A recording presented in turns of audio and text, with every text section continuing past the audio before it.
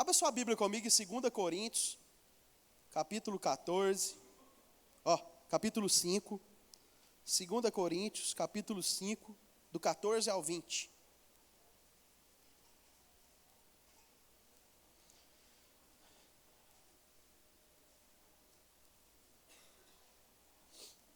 Segunda carta aos Coríntios, capítulo 5, de 14 a 20.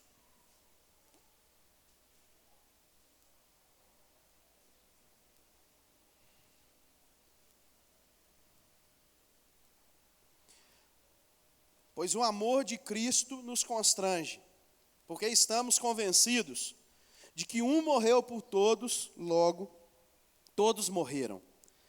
E ele morreu por todos, para que aqueles que vivem já não vivam mais para si mesmos, mas para aquele que por eles morreu e ressuscitou. De modo que, de agora em diante, a ninguém mais consideramos do ponto de vista humano, ainda que antes tenhamos considerado Cristo dessa forma, agora já não o consideramos assim. Portanto, se alguém está em Cristo, é nova criação. As coisas antigas já passaram, e eis que surgiram coisas novas. Tudo isso provém de Deus, que nos reconciliou consigo mesmo, por meio de Cristo, e nos deu o ministério da reconciliação, ou seja, que Deus em Cristo estava reconciliando consigo o mundo, não levando em conta os pecados dos homens, e nos confiou a mensagem da reconciliação. Portanto, somos embaixadores de Cristo, como se Deus estivesse fazendo o seu apelo por nosso intermédio. Por amor a Cristo, lhes suplicamos, reconciliem-se com Deus. Deus tornou pecado por nós, aquele que não tinha pecado, para que nele nos tornássemos justiça de Deus. Amém? Esse texto nos fala muito sobre o batismo, sobre o que aconteceu hoje, né, com o batismo. E eu queria falar, e depois do batismo, o que nós vamos fazer? Depois que nós somos batizados, o que nós temos que fazer? Qual é a nossa função? O que o Espírito Santo de Deus espera de nós após sermos batizados? E a palavra do Senhor, ela nos explica através desse texto o que Ele espera de nós. É importante nós entendermos que quando nós chegamos nesse ponto do batismo, é porque nós entendemos que morremos para o mundo e vivemos para Deus.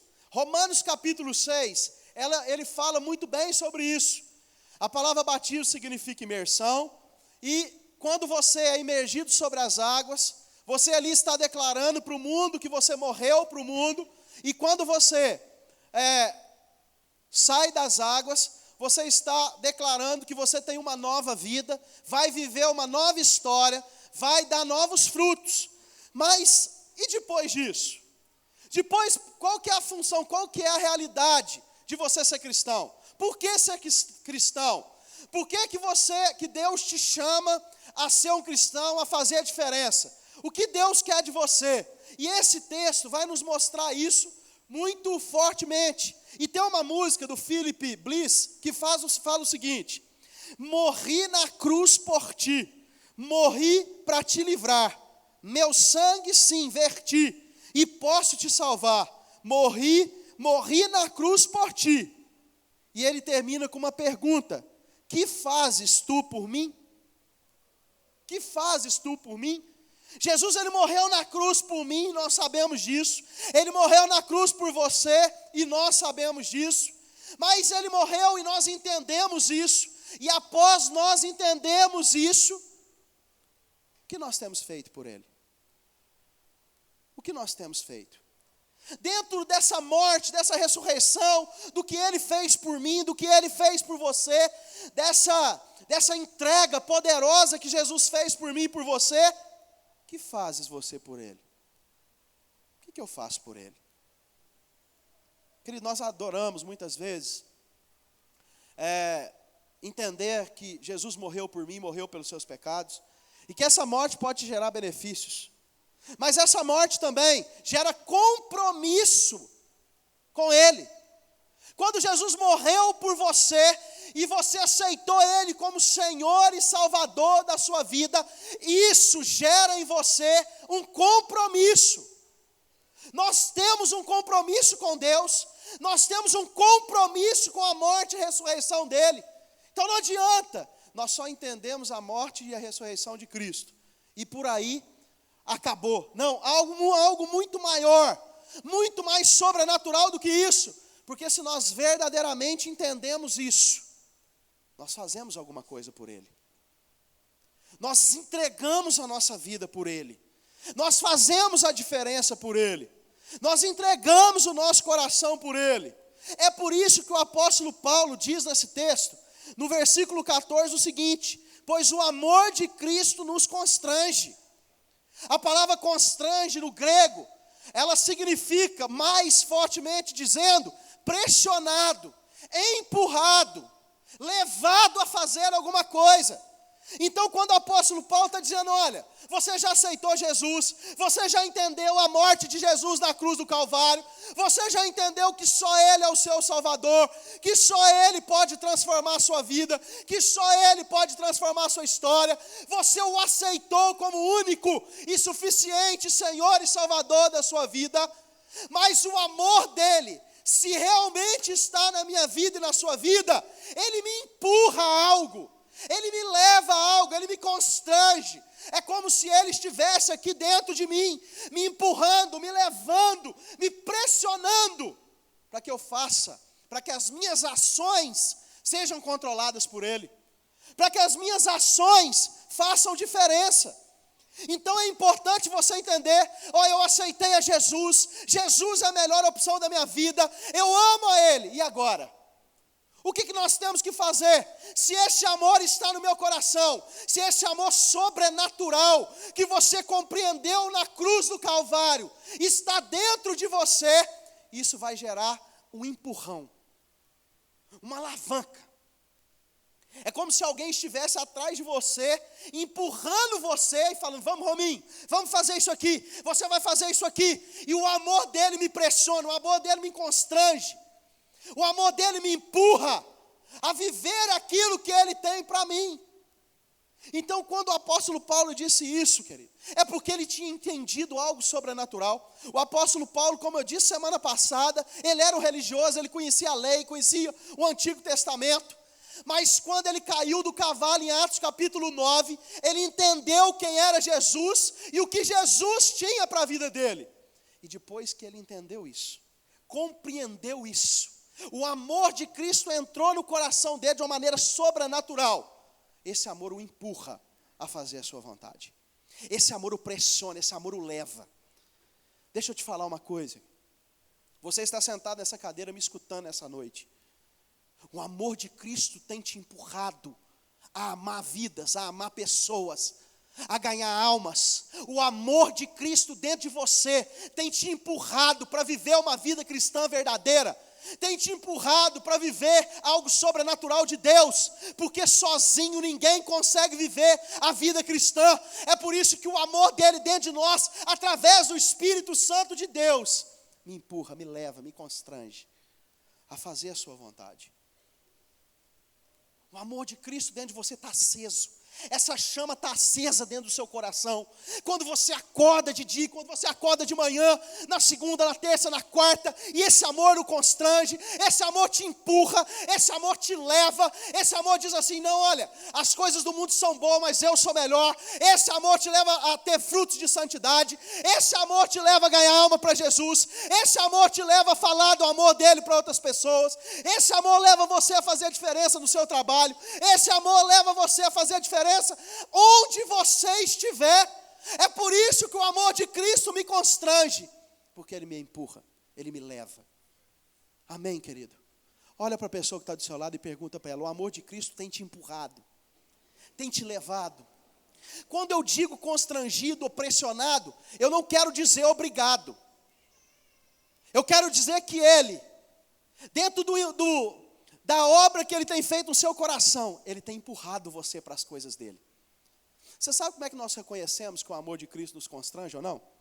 Qual é a coisa que mais te preocupa durante a semana? Isso é o que pressiona, isso é o que conduz você. Isso é o que conduz você. O que conduz a sua vida é o amor de Cristo que te constrange, que te leva, que te empurra. Ou é a sua ansiedade por dinheiro ou por outras coisas? É a sua ansiedade por conquistas? É a sua ansiedade por bênçãos? O que controla a sua vida? O que controla você? O amor de Cristo me constrange e te constrange. Você sabe o que mais me impressiona isso aqui, querido? Ele está na segunda carta para a igreja de Coríntios, amém? Ele já tinha escrevido a primeira carta. Nessa segunda carta, ele continua tratando de perseverança, de continuidade. Você sabe qual é o nosso problema? Às vezes você já tem aí 4, 5, 6, 7 meses ou um ano de cristão, esse amor se apagou dentro de você. Esse amor já não te pressiona, já não te leva, já não te empurra, já não faz a diferença dentro do seu coração. Mas eu quero te dizer que o poder de Deus está aqui nessa noite, para poder acender essa chama no seu coração, para que você tenha paixão pelas coisas de Deus, amor pelas coisas de Deus, que você busque as coisas de Deus e ame as coisas de Deus. Não permita que essa chama se apague dentro do seu coração. Cuidado com o dinheiro, querido. Cuidado em dividir o seu coração com o dinheiro, o seu coração de Cristo com o dinheiro. O dinheiro logo, logo vai tomar todo o seu coração. Olha para a pessoa que está do seu lado e fala para ela: deixa o amor de Cristo te conduzir, em nome do Senhor Jesus. Pois o amor de Cristo nos constrange, porque estamos convencidos de que Ele morreu por todos, logo todos morreram, e Ele morreu por todos, para que aqueles que vivem, já não vivam mais para si mesmos, mas para aquele que por eles morreu e ressuscitou. Está lendo a mesma Bíblia que eu? E Ele morreu por todos, para os que vivem, não vivam mais para si, mas para aquele que por eles morreu e ressuscitou. Você está lendo a mesma Bíblia que eu? Olha para você ver. O apóstolo Paulo está falando do ministério de reconciliação, que você vai entender o que é isso daqui a pouquinho. Mas o apóstolo Paulo só entendeu isso quando ele teve um verdadeiro entendimento de quem era Jesus. Olha para você ver o que ele fala no versículo 16. De modo que, de agora em diante, a ninguém mais consideramos do ponto de vista humano. Ainda que antes tenhamos considerado Cristo dessa forma, agora já não o consideramos assim. Porque antes se viam Jesus como alguém que ia vir, ia governar, ia ser um político bem-sucedido, ia ser um homem que ia salvar Israel da política dos romanos, e era essa a expectativa do povo, era essa a expectativa dos judeus. O apóstolo Paulo tinha essa convicção do Messias, mas de uma hora para outra ele estava andando até uma cidade para prender os cristãos, e ele cai do cavalo, tem uma experiência sobrenatural com Deus, e entende a morte e ressurreição de Cristo, o que Cristo queria fazer por ele, o que Cristo ia fazer por ele. Olha para a pessoa que está do seu lado e fala assim: Jesus não é igreja, Jesus é vida. Você sabe o que o apóstolo Paulo pensava de Jesus? Que ele era o judaísmo, que Jesus ia viver em função do judaísmo. O apóstolo Paulo pensava Jesus como um bom líder, mas ele nunca tinha visto Jesus como aquele que veio, morreu por todos nós, morreu pela minha vida, morreu pela sua vida, para que nós pudéssemos ver e entender a Deus. Entenda uma coisa: o que Jesus fez por mim e por você? Ele pegou o pecado que era para você e para mim e colocou sobre ele. A nossa dívida com Deus era impagável, não tinha como. Mas Paulo achava que fazendo práticas religiosas, indo à igreja e obedecendo o Velho Testamento, ele iria chegar em algum lugar.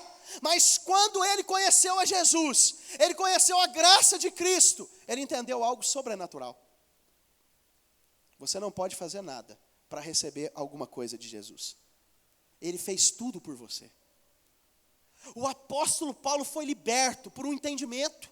Não é o meu esforço, não é a prática religiosa, não é a religião que eu seguia, é a morte de Jesus que me dá livre acesso ao Pai. Às vezes você está pensando aí que nós vamos ser santos para agradar mais a Deus. Nós vamos ser santos porque se nós não formos tão santos assim, nós jamais mereceremos a graça de Jesus. Deixa eu te falar uma coisa, se você é a pessoa mais santa que está sentada aqui, você ainda assim não merece a graça de Jesus. Você pode ser idôneo, ter caráter, ser a melhor pessoa que está aqui dentro, nunca ter matado, roubado, cheirado, fumado, pode ser a pessoa mais santa que está aqui dentro, você não é merecedor da graça dele.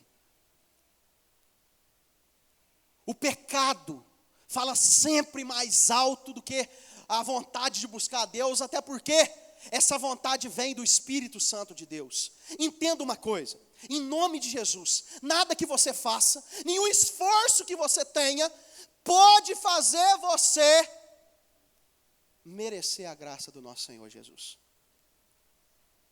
O que nos fez merecer a graça do Senhor Jesus, Priscila? A morte e ressurreição do nosso Jesus. A morte na cruz e a ressurreição no terceiro dia nos fez ser merecedores da graça dele. Então, ele imputou sobre ele, ele colocou sobre ele o pecado e nos permitiu, nos fez livres para nos encontrarmos com Deus novamente, através de Jesus. Então, entenda uma coisa, você só pode ter acesso a Deus através de Jesus. Ô Du, mas se eu fizer 21 dias de jejum e oração, se eu andar de joelho daqui até lá na minha casa, e se eu só comer pão e tomar água todos os dias, eu não sou mais merecedor da graça de Jesus, do que se eu pecar, se eu estiver matando, assassinando, cheirando, mentindo ou fazendo alguma coisa? Exatamente isso que eu estou querendo te dizer. Exatamente isso, nada te faz ser mais merecedor. Aí você vira para mim e fala assim, então não preciso ser santo. Então eu não preciso me esforçar, buscar de Deus, ter relacionamento com Deus e buscar da palavra. Então eu não preciso de nada disso. O apóstolo Paulo está falando sobre isso. Depois que você recebeu essa graça, porque Ele é gracioso, porque Ele é bondoso, porque Ele é poderoso, porque Ele morreu, porque Ele ressuscitou, o Espírito Santo de Deus te faz ser nova criatura. E essa nova criatura te constrange, te empurra, te leva a uma nova vida com Ele. É por isso que ele diz no versículo 15, e Ele morreu por todos, para aqueles que vivem já não vivam mais para si mesmos, mas para aquele que por eles morreu e ressuscitou. Eu vou trocar em miúdos o que eu quero dizer para você. Se você não entender que Cristo morreu por você, e essa é a única forma de você chegar a Deus, que nenhum mérito seu vai te levar a Deus, você jamais vai conseguir viver a vida cristã. Você sabe por quê? Porque a vida cristã, ela é vivida através do Espírito Santo de Deus na sua vida. Então, quando você entende isso, você diz, Jesus, eu quero receber essa graça. Então, entra no meu coração, governa a minha vida, seja Senhor da minha vida. Aí vem a revelação de tudo aquilo que eu não entendia. E aí o Espírito Santo que está dentro de você vai te levar a viver não mais para si mesmo, mas para Ele. Por que algumas pessoas não conseguem viver a vida cristã? Por que algumas pessoas têm tanta dificuldade? Porque não entenderam a morte e a ressurreição de Jesus. Por que algumas pessoas estão mortas espiritualmente? Porque se esqueceram do significado da morte e ressurreição de Jesus. Porque essa morte e essa ressurreição te faz ter uma nova vida. Essa morte e essa ressurreição pega o Alex, transforma a vida do Alex, faz a vida do Alex ser uma nova vida. Pega a minha vida, pega a vida de Edney, pega a Elcio, pega a Priscila, pega a Rômulo, pega a Edson. É esse Espírito Santo, através da morte e ressurreição de Jesus, que me leva a viver uma nova vida. O amor de Cristo me constrange a não viver mais para mim mesmo, mas viver para Ele. Não é o seu esforço, filho. Às vezes você está falando aí, cara, eu não consigo, eu já tentei 10 vezes, para de tentar, deixa o Espírito Santo agir na sua vida, porque se não for por Ele, eu não estaria aqui. Se não for para Ele, não tinha ministério de louvor, não tinha igreja. Tudo é por causa dEle. Então, se Cristo é tudo, aceite Ele como Senhor e Salvador da sua vida. Abra o seu coração e deixe esse amor sobrenatural empurrar você a viver uma nova vida e uma nova história. É por isso que ele diz no versículo 17, portanto, se alguém está em Cristo, nova criatura é. As coisas velhas se passaram, e eis que tudo se fez novo. O que esse texto está dizendo? De perspectiva de vida, de maneira de viver. Presta atenção, nós temos que entender o Evangelho de uma forma mais ampla. Alguns chamam isso de cosmovisão do Evangelho, uma visão grande do Evangelho. Jesus não te libertou e não transformou a sua vida, não colocou o Espírito Santo dentro de você, para que você faça parte de uma igreja e todo domingo você venha nela e levante a sua mão e glorifique o nome dele. Não é esse o principal propósito, não é esse o principal motivo, não é isso que estava no coração dele. É porque quando ele diz esse texto aqui, portanto, se alguém está em Cristo, nova criatura é, as coisas antigas se passaram e eis que tudo se fez novo, é porque a perspectiva mudou, a visão de vida mudou. A visão de vida do apóstolo Paulo mudou, a visão de vida daquele que aceitou Jesus mudou. Ele tinha uma visão, olha, eu quero isso para mim, eu preciso disso para mim, eu preciso ganhar dinheiro, eu preciso comprar meu carro, preciso da casa, eu preciso ter isso na minha vida, que se dane todo mundo, eu preciso, eu quero, eu tenho, eu faço. E aí, ele se tornou uma nova criatura. As coisas velhas se passaram e uma nova perspectiva de vida veio sobre ele. Aí ele para de viver para ele mesmo e começa a viver para Cristo. E viver para Cristo, querido, é ir num bairro pobre, sim, como o Neemias veio com cartão, e fazer a diferença. É fazer a diferença lá, é fazer a diferença no seu serviço, é mostrar que o cristianismo não está parado ou preso dentro dessas 4 paredes. O cristianismo é feito para viver na sua casa, no seu trabalho, onde você estiver na faculdade, na sua escola. O cristianismo é uma maneira de viver, não é uma igreja. Você está entendendo? É uma nova perspectiva, Priscila. Espera aí. Antes a Priscila, só quero isso para mim, aquilo, que se dane todo mundo, quer lesar, quer mentir, não quer saber de nada, somente dela mesmo e de algumas pessoas. Ela tem um encontro com a verdade de Jesus, ela tem um encontro com o poder de Jesus, a revelação de que ela não é nada, ela é pecadora, ela não vale para nada, vem sobre a vida dela. Nenhum esforço religioso, nenhuma igreja, seja ela batista, católica, presbiteriana, qualquer coisa. Ela falou, peraí, eu só preciso de Jesus, então eu quero esse Jesus para a minha vida. Jesus vem e muda toda a perspectiva de vida. Presta atenção, querido. Jesus não quer tirar você, eu já tenho falado isso aqui por muitos dias. Jesus não quer tirar você da igreja católica e trazer você para a evangélica. Nem quer tirar você de um e vai para outra, e para outra, e vai várias. Sabe o que ele quer que você entenda, Toninho? Que evangelho é feito lá no seu bairro. Que o evangelho é feito na sua rua, que o evangelho é feito quando o cristão manifesta a glória de Cristo, onde ele vai, é por isso que as obras do inferno não prevalecerão contra a igreja de 4 paredes, não, a igreja lá fora. Uma nova perspectiva, as coisas velhas se passaram, a religiosidade passou, o pensar em mim mesmo passou, o egoísmo passou. Agora eu tenho uma nova perspectiva de vida, uma nova maneira de viver. Eu faço diferença na cadeia, porque a cadeia tem que mudar. Onde o cristão entra, tudo tem que mudar. O meu trabalho tem que mudar, a maneira de eu viver tem que mudar, a maneira de eu enxergar a minha vida tem que mudar. Tudo muda. Jesus muda toda visão, cosmovisão da sua vida. Portanto, é no bairro Grajaú, é aqui no Manel Valinhos, é lá no Terra Azul, o evangelho chega, o cristianismo chega dentro de uma visão ampla do evangelho e faz a diferença. É isso que esse texto está dizendo. Portanto, Aquele que está em Cristo, nova criatura é. As coisas velhas se passaram, e eis que tudo se fez novo. Aquela visão pequena do Evangelho acabou. Agora o apóstolo Paulo tem uma visão ampla, uma visão grande do Evangelho. E olha para você ver como é que ele vai continuar isso aqui. Versículo 16, coloca aí, Leozinho. 17. Portanto, se alguém está em Cristo, é nova criação. As coisas antigas já passaram, e eis que surgiram coisas novas. Tudo isso provém de Deus, que nos reconciliou consigo mesmo por meio de Cristo. Amém? Nós somos reconciliados por meio de Cristo. Olha para a pessoa que está do seu lado e faz assim: por meio de Cristo, você é reconciliado com Deus. E nos deu o ministério da reconciliação. Presta atenção. Por meio de Cristo, nós somos reconciliados com Deus. Amém? Todo mundo entendeu? E o que ele fez depois disso? Nos deu o ministério da reconciliação. Opa, peraí.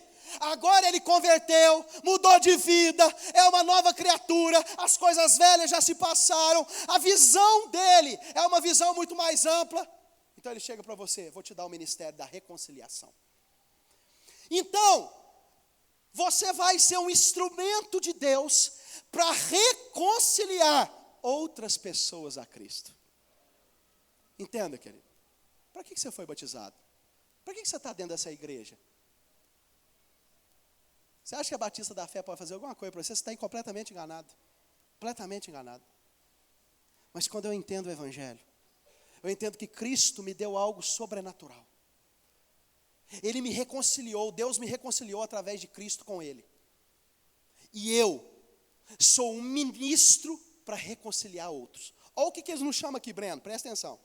Ou seja, versículo 19, ou seja, que Deus em Cristo estava reconciliando consigo o mundo, não levando em conta os pecados dos homens, e nos confiou a mensagem da reconciliação.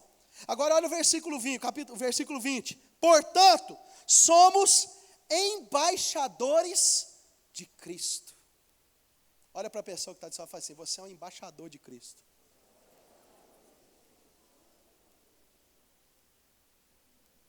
Como se Deus estivesse fazendo o seu apelo por nosso intermédio. Qual é o apelo de Deus por seu intermédio? Fala para a pessoa que está do seu lado: olha o apelo de Deus.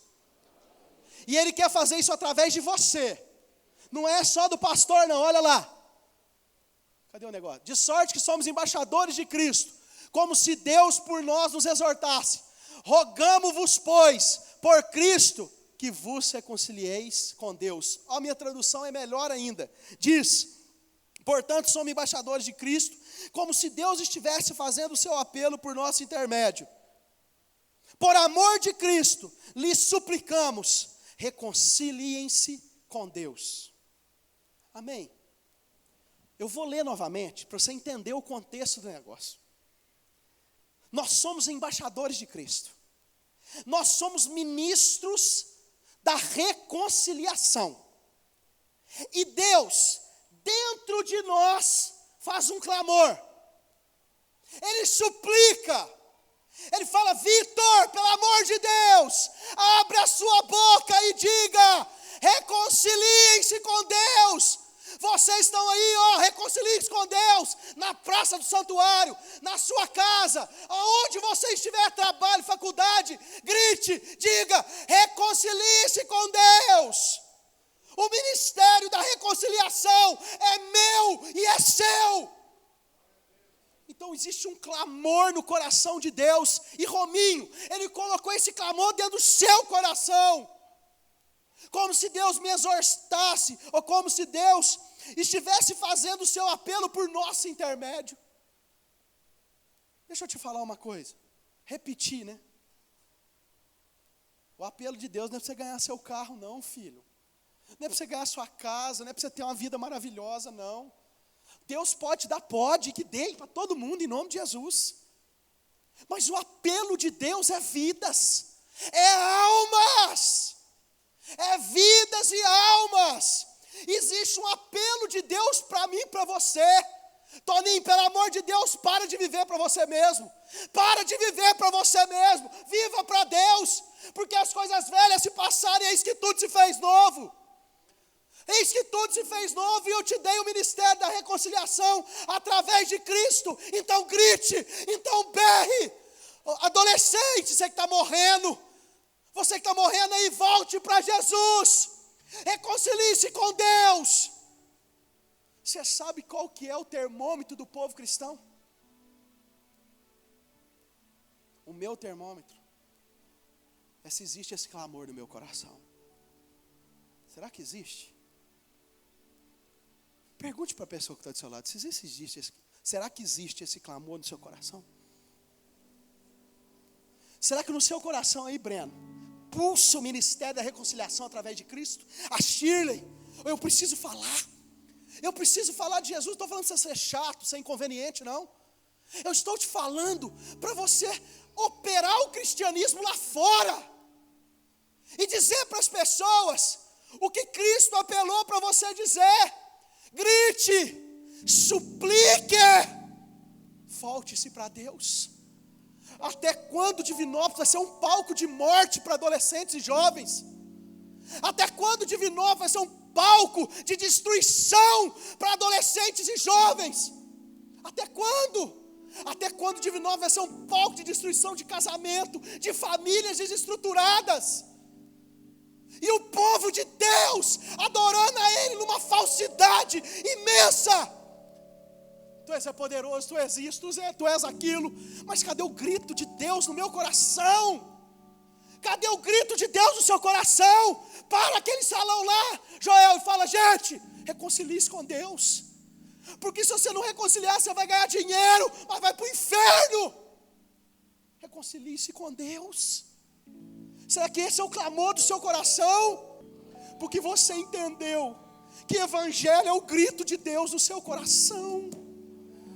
Mundo muda! Sejam transformados, porque não há salvação para vocês. O amor de Cristo me empurra, me move, me constrange, me leva a almas, a vidas, a pessoas. Todos os dias, e eu sou uma nova criatura, eu vejo as coisas de outra forma agora. E como eu vejo as coisas de outra forma, o que o apóstolo Paulo fez por Jesus, gente? Ele entregou sua própria vida. Ele entregou sua própria vida. Você é um embaixador de Cristo. Os embaixadores, Breno, são aqueles que vão em outras nações enviados. É um dos cargos de mais alto escalão de qualquer país. E eles vão, por exemplo, eu vou como brasileiro e eu faço diplomacia. Eu trago, faço uma ponte entre o país que eu estou, vamos supor, os Estados Unidos, e entre o Brasil. Então eu faço toda a diplomacia, eu cuido de todas as coisas. Então eu tenho que conhecer o Brasil, eu tenho que conhecer o lugar. Nós somos embaixadores de Cristo. Sabe o que nós vamos fazer? Diplomacia na rua, trazendo as pessoas a conhecer o nosso Jesus, a viver o nosso Jesus. É por isso que o apóstolo Paulo diz, o amor te empurra. Empurra a quê? Para que você viva não mais para si mesmo, mas viva para Cristo, que morreu, ressuscitou por você. E as coisas velhas já se passaram, e eis que tudo se fez novo.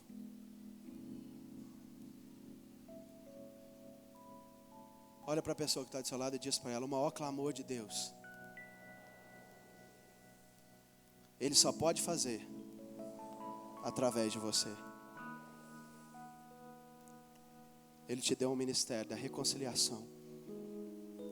Hein, Toninho? Abra sua boca. Será que o grito de Deus está lá no meu coração? Será que existe um clamor de Deus? Sinceramente, faça uma avaliação de si mesmo.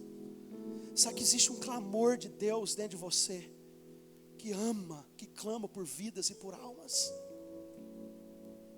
Que clama por vidas e por almas? Será que existe algo dentro de você que é quase insustentável? Como era com o apóstolo Paulo. Olha, apóstolo Paulo, você vai, se você abrir sua boca, você vai morrer. Mas para mim mesmo, eu não tenho nada a minha vida por valiosa, contanto que eu acabe a minha carreira e guarde e guarde a fé. Queridos, eu queria que você entendesse nessa noite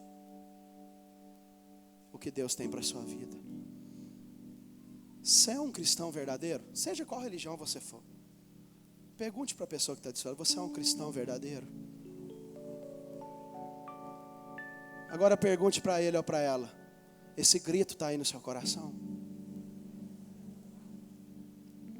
O Espírito Santo nessa noite quer acender esse clamor, acender essa paixão, querido. Não há nada que Deus precise mais do que embaixadores, pessoas que reconciliem outras pessoas com Deus. Amém.